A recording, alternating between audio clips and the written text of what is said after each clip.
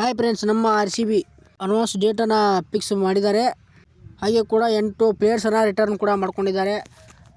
ಅದರ ಬಗ್ಗೆ DK ಅವರು ಮತ್ತು ಏನು ಹೇಳಿದ್ದಾರೆ ಅಂತ ತಿಳ್ಕೊಳ್ಳೋಣ. ಅದಕ್ಕಿಂತ ಮುಂಚೆ ಚಾನಲ್ ಏನಾದ್ರು ಹೊಸಬರಾಗಿದ್ದರೆ ನನ್ನ ಒಂದು ಚಾನಲ್ ಸಬ್ಸ್ಕ್ರೈಬ್ ಮಾಡಿ. ಯಾವುದೇ ಕ್ರಿಕೆಟ್ ವಿಡಿಯೋಸ್ ಹಾಕೋದ್ರಿಂದ ಬಂಟದ ನೋಟಿಫಿಕೇಶನ್ ಬರುತ್ತೆ.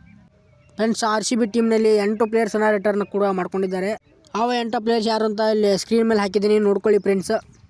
ಹಾಗೆ ಕೂಡ ದಿನೇಶ್ ಕಾರ್ತಿಕ್ ಅವರು ಕೂಡ ಹೇಳಿದ್ದಾರೆ, ನಮ್ಮ ಟೀಮಲ್ಲಿ ಹೊಸ ಪ್ಲೇಯರ್ಸ್ಗಳು ತೊಗೊಳೋದಾಗೋದ್ರಿಂದ ನಾವು ಒಂಥರ ಆಟ ಚೆನ್ನಾಗಿ ಆಡಿದ್ದೀವಿ ಮತ್ತು ಚಾಂಪಿಯನ್ಸ್ ಅವಾರ್ಡನ್ನು ಪಡ್ಕೊಂಡಿದ್ದು, ಕಪ್ ಕೂಡ ಗೆಲ್ಲಲು ಸಾಧ್ಯ ಆಯಿತು.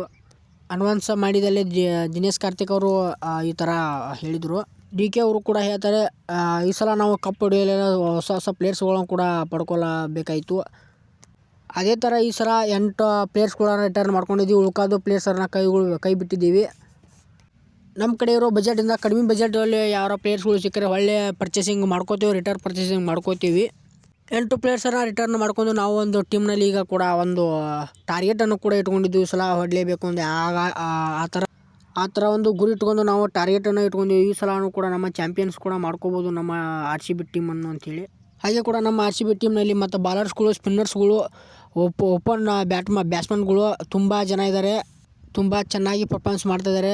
ಆಗಾಗಲೇ 8 ಪ್ಲೇಯರ್ಸ್ಗಳನ್ನ ರಿಟರ್ನ್ ಮಾಡಬೇಕಾಯಿತು. ಇನ್ನು ಉಳ್ಕೋದ ಪ್ಲೇಯರ್ಸ್ಗಳ್ನು ಹೊರಗೆ ಹಾಕಲೇಬೇಕಾಯಿತು. ಕೆಲವು ಪ್ಲೇಯರ್ಸನ್ನು ಕೈ ಬಿಟ್ಟಿದ್ದೀವಿ.